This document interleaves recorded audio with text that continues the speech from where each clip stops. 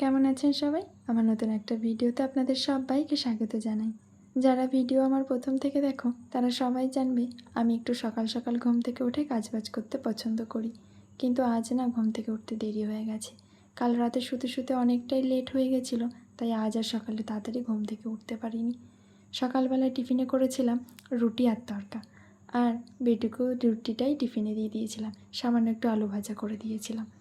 ও জানো রুটি আলু ভাজা একদমই খেতে চায় না, কিন্তু যেদিন যেদিন খিদে পায় সেদিন খেয়ে নেয়। কিন্তু কোনো উপায় না পেয়ে আজ রুটি আর আলু ভাজাই দিতে হয়েছে, যেহেতু লেট হয়ে গেছে। আলাদা করে আর টিফিনে কিছু করিনি। বেটুকে স্কুলে পাঠিয়ে দিয়ে রান্নাঘরটা আগে পরিষ্কার করে নিলাম। সমস্ত কাজ বাজ রান্নাবান্না মোটামুটি কমপ্লিট। একটু স্নান করে ফ্রেশ হয়ে নিলেই হয়ে যাবে। আজ দুপুরে বেটুকে দিয়েছিলাম একটু টক দই।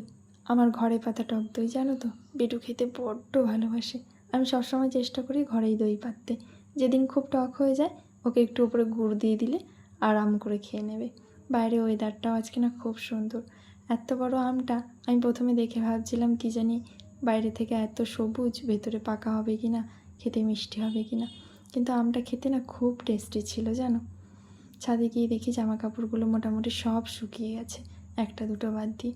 নিয়ে চলে আসলাম, এসে জামা কাপড়গুলো সবাইকে গুছিয়ে নিয়েছি।